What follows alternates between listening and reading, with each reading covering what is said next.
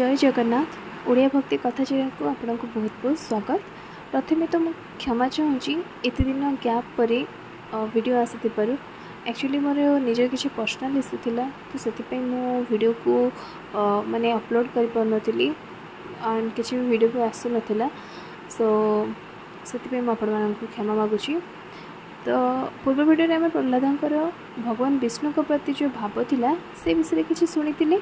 तो आज जदि आप से वीडियो को देखी ना ताहले तार लिंक मु डिस्क्रिप्शन बॉक्स में मेंशन कर देछि, आपण से लिंक ऊपर क्लिक करके फुल वीडियो को देखि परिबे। तो एबे आसते सुनिबा आगो को कौन होजी एंड आज ये टॉपिकटा पूरा कंप्लीट हम। तो आप फर्स्ट क्लास निश्चित भाव शुणु कहीं प्रहलाद विषय शुणा को बहुत भल लगे एंड से मो कथा स्टार्ट कली कहीं मोर जिते भी भक्त अच्छा प्रभु जगन्नाथंकर प्रहलाद ही मोर सबुठ फेवरेट एंड स्टोरी शुणिले भी मत बहुत भल लगे। स्टोरी शुणिकी आम मैंने बहुत इन्स्पायर हो पार भाव भक्ति केमती कौन थिला से सब शुणिकी आम निजे भी से भाव भक्ति मजे जावा। तो से मुझे टॉपिकटा स्टार्ट करी। तो ठीक अच्छे मुझे बेस कथा हेनी चलते स्टार्ट करें अपने वीडियो को फर्स्ट क्लास निश्चित देखते। हिरण्यकशिपुर क्रोध चरम सीमार पहुँचीगला। से लाल लाल आखि करी खड्ग बाहर करी कहला, रे मूर्ख एथर तोर काल पुरी गला। तू जे हरि को भजुचु से किपरि तोते रक्षा करिबो मु आज देखिबी। केउठी अछि से?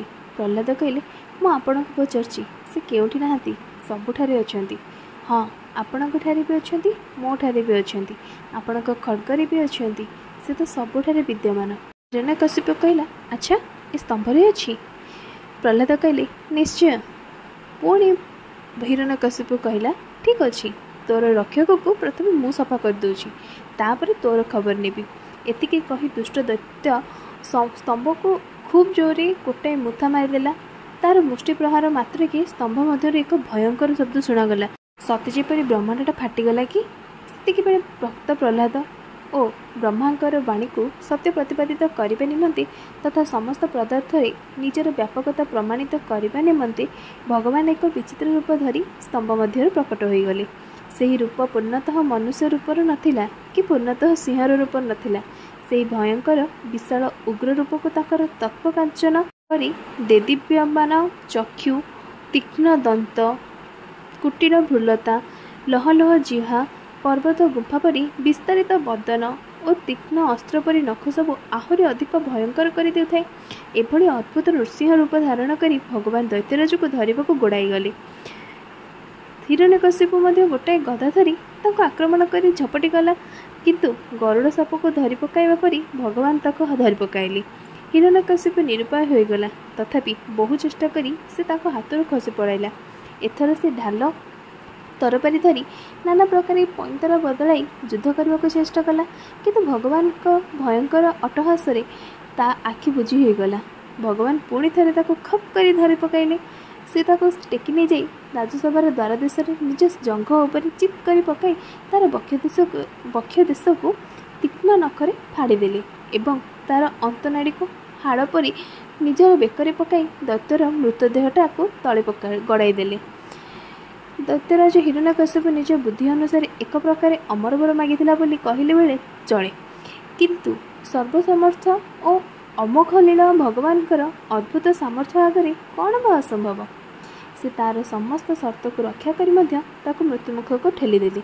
सेतेबेले प्रभुंकर क्रोधपूर्ण विकटाल नयन को चाही हो न थाए। असुरर रक्त छिटा पड़ी ताको ग्रीवा देशर रोमचाजी लाल हो जाए। करकमल रक्तरे जुड़ुबुड़ होता है। गलारे अंतनाड़ीर माला। पुणी से बारंबार भयंकर गर्जन करथांती। से शोभा पाउथांती हाथी को मारी तार अंतपुटा को बेकार पकाई निर्भय बुलुवा मृगराज सिंह परी। सेतिकी बेले हजार हजार दैत्य दानव ताको आक्रमण करने को धाई आसिले। प्रभु नृसिंह समस्त को मारी धराशायी करदेले। जेतेबेले भगवान तांकर ग्रीवा देश केशर को मझिरे मझिरे छाड़ी दे चतुर्दिग को चाहूँ सेतेबेले बादल सब चिन्ह चिन्ह हो जाती। तांकर सिंहनादरे भयभीत हो दिग्गज माने रड़ी छाड़ुथांती। तांकर सेही अत्यंत उग्र रूप को चाही हो न थाए। से जाए हिरण्यकशिपुर सिंहासन उपर बसी पड़े। सते जेपरि परम पवित्र प्रभु निजे ताहाको उपयोग करी भक्त प्रहलाद पवित्र करदेले। महादैत्य अत्याचार मुक्ति पाई ब्रह्मा शिव इंद्रादि देवगण सी पितृगण नाग मनु आदि प्रजापति गंधर्व प्रभृति पृथक पृथक भाव आसी प्रभु को स्तुति कले किंतु प्रभुंकर क्रोधित मूर्ति देखि केही ताको सम्मुखरे अधिक समय तिष्ठि पारुनथिले। भगवान अर्धांगिनी स्वयं लक्ष्मी मध्य सही रूप को देखि भय थरिले। शेष प्रजापति ब्रह्मा प्रहलाद को कहले वश्य प्रहलाद तुमरी लगे आज भगवान ए अद्भुत रूप धारण करिसेंती तो तुम्हें ही भगवान को शांत करि परिबो तेणु तुम्हें तांको निकट को गले ही तांको क्रोध शांत होई जिवो। भक्त प्रहलाद ब्रह्मांकर आज्ञा शिरोधार्य कले। समस्त प्राणी को भयभीत करुवा सिंहिनी पाखक तार छुआ जीवक जेपरी तीरे मात्र भय करे नहीं भक्त प्रहलाद सेपरी निर्भय जाए साष्टांग प्रणाम कले। सुकोमल शिशुटी पाद तले लोटिथिबार देखि प्रभुंकर हृदय वात्सल्य स्नेह परिपूरित हो उठिला। ताको क्रोध शांत हो गला। भगवान तत्क्षणात तांको तळु उठाई नहीं निजर कोଳରେ बसाई ताको मस्तक को निजर अभय करकमल आउसी देले। प्रभुंक करकमल स्पर्श प्रहलादंकर सर्वांग शरीर पुलकित हो उठिला। एते सुकोमल निर्दोष बालक प्रति दारुण दैतर कठोर अत्याचार कथा मन पकाई प्रभु को हृदय दयार तरिगला। तांको आसिबारे विलंब होइथिबारु प्रभु प्रहलाद को क्षमा मागिले। वश्य प्रहलाद ए सुकोमल देह और सुकुमार बयस केउठी एवं ए दुर्दांत दैत्य द्वारा तोते दिया जाइथिबा कठोर जातना केउठी भाबिले यह अत्यंत अद्भुत अपूर्व लगुच। मो धनटा परा मो आसबार जदि विलंब हो जाए तेज मत क्षमा करदे। आहा प्रहलाद कृतकृत्य हो गले। से गदगद कंठरे भगवान को स्तुति करी कहले प्रभु सत्वगुण रूपरे प्रतिष्ठित ब्रह्मादि देवगण मुनि ऋषि और सिद्धपुरुष जोटी एते स्तुति बल तुमको प्रसन्न करें नहीं सेठे मो भले असुर कूल जन्मित साधारण शिशु कथाटी किए पचारे तथापि हे दयामय मोर विश्वास अच्छी जे मैं तुमको संतुष्ट करी कारण तुम्हें कौन विशेष गुण बल संतुष्ट हुआ नहीं। तुम्हें संतुष्ट होता केवल अनाबिल भाव अनाबिल भक्ति। हे प्रभु जने ब्राह्मण द्वादश गुण संपन्न होई जदि भक्तिविहीन होता है तेबे ताठार मु बर से चंडाल को श्रेष्ठ मन करे जार जिह्वाग्रे तुमर पवित्र नाम विराजमान। भगवान भक्त प्रहलादंकर ये सब कथा शुणी संतुष्ट हो बर मांगा कहले किंतु प्रहलाद एते निष्काम भक्त थिले जे ताको वरदान मायार जाल परि बोधला। से बयस छोट होते वरदान को प्रेम भक्ति मार्ग विघ्न बोली हृदयंगम करें तेणु से मृदु मृदु हसी कहले प्रभु सहजे मुझे विषय भोगर आसक्त पुणी असुर कूल मोर जन्म तेणु मत वरदान प्रलुब्ध कराई आउ विषय भोगर जड़ित न करंतु आपण बोधहुए मत परीक्षा करने बर मागिया को कहते प्रभु ए सांसारिक सुख जीवन आहरी दृढ़ बंधन पकई दी से मुक्ति पाइबा ही मुझ चरण में शरण नहीं। हे परम दयालु जे आपण भक्त होई आपण द्वारा कामना पूर्ण करने को चाहे से आपण भक्त बा सेवक नुहे से हूँ नेण एण करुवा जड़े पक्का बेपारी एपरी करुवा और कराउथुवा सेवक और स्वामी उभय उत्तम नुहति मोर और आपण मध्य निष्काम संबंध रही था। हे बरदिश रमणी जदि आपण बर देवाक चाहूँगी तेरे एतिकी बर दिंतु जे मोर हृदय जेपरी कौन प्रकार कामनार बीज अंकुरित न हो। प्रहलादंकर अद्भुत निष्कमता और विशुद्ध भक्ति देखि भगवान अत्यंत प्रसन्न होगले। तथापि से तांकर प्रारब्धर क्षय निमंते एक मनंतर पर्यंत राजपद देले एवं कहले मोर प्रसन्नता पाई यही राजपद तू ग्रहण कर।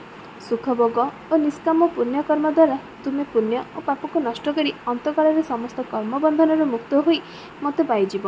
प्रहलाद एथर भवबंधन भयर मुक्त होगले किंतु तांको पितांकर मुक्ति किपरि हेबो और से भागवत अपराध दोषरु किपरि मुक्त हेबे ताहा ताको सर्वभूत सुहृद विषय हृदय आलोड़न सृष्टि कला। कारण भगवान प्रति कहीं अपराध कले भगवान ताहाको धरती नहीं किंतु भक्त प्रति कहीं अपराध कले भगवान ताहाको सहज क्षमा करती नहीं। एक कथा अंबरीक्ष और दुर्वासा प्रकरण सुस्पष्ट। तेणु से प्रार्थना कले हे महेश्वर मोर पिता आपण को महिमा न जने आपण को निंदा कले पुणी मो आपणकर भक्त होइथिबारु मो प्रति पुत्र भाव त्याग करी मो संगे द्रोह कले अवश्य आपणको दृष्टि पड़ू से पवित्र हो जाइछन्ति तथापि मु आपणको प्रार्थना करुछि जे से सही तृप्तर दोषरू सहजरे किपरि मुक्त हो जातु। भगवान कहले हे निष्पाप प्रहलाद तुम परी कूल पवित्रकारी पुत्र लाभ कर से तो आपे आपे पवित्र हो जाइछन्ति। केवल से नुहे तुम भली पुत्र जहाँ जन्म हम तार 21 पीढ़ी मध्य पवित्र हो जाती। तेणु तुम चिंता कर नहीं तुम पितांकर यथाविधि अंतिम संस्कार कर। जदिओ दैत्यराज हिरण्यकश्यपुर मृत्यु पर भगवान प्रहलाद सिंहासन अधिष्ठित कर तथापि तांकर विधिवत सिंहासनारोहण हो नथिला। तेणु से तांकर समावर्तन संस्कार पर राजसभार वृद्ध मंत्री वज्रदत्तर भक्तिमती कन्या सुवर्णा सहित तांकर विवाह है एवं तापर प्रहलाद राजपदरे महासमारोह अधिष्ठित हेले। भक्त प्रहलादर शासन काल राज्य सुख समृद्धि न्याय धर्मावरण आदि सत्ययुग पर चरम उत्कर्ष पहुँचीगला। साधुसंत देवता ब्राह्मण समस्त सम्मान थिला। से निजे भगवान प्रेरणा अनुभव कर समस्त राज्यकार्य करुले एवं ताहा भगवान सेवा बोली मन करुले। पद्मपुराण अनुसार प्रहलादर 4 पुत्र थिले किंतु महाभारत देखिले ताकर विरोचन ही एकमात्र पुत्र थिबा जणाजाए। प्रहलादर परी भक्त अत्यंत विरल। तांको भक्ति रे भगवान एते प्रभावित हो जाते जे तांको कोलरू उत्पन्न असुर को भगवान मारिबे नाही बोली प्रहलाद को आश्वासन देथिले। सेथिपई तांको कोलरे बळी बाणासुर प्रभृति भगवान मारि नथिले बरं से मरं मध्ये ईश्वर भक्ति रे उत्तप्रोत होई निज निज जीवन को धन्य करथिले। तो यहाँ ही आज थिला भक्त प्रहलादर टॉपिकटा। भक्त प्रहलादर भगवान विष्णु प्रति केमती भाव थिला केमती भक्ति से करुले। तो आप फुल स्टोरी जानली पूरा फुल कथा जानिली पुराण विषय रे। तो मत तो प्रहलाद मुझे फर्स्ट रू करी मत प्रहलाद स्टोरी बहुत भल लगी एंड आशा करुँच आपण भी शुणिकी स्टोरीटा आप बहुत भल लगी। तापर आम जो नेक्स्ट जो भक्तों विषय पढ़ा से आउ जड़े से सत्ययुगर जड़े भक्त आपण मैंने गेस करके मत कमेंट सेक्शन में कमेंट करके कहतु। तो सेटा आपण जोटा गेस कर ठीक कि नहीं से नेक्स्ट वीडियो में जानवे। तो नेक्स्ट वीडियो देखिए चैनल को सब्सक्राइब कर दिखाँ पाखे थी बेल आइकन को प्रेस कर दिखाँ जहाँफल सब नया वीडियो नोटिफिकेशन आप जल्दी पहुँचीज। ताले आज वीडियो को आम ये एंड करवा। नेक्स्ट वीडियो रे मुझे विष्णुकर आउ जड़े भक्तों विषय जाना आउ भाव भक्ति मजिजा।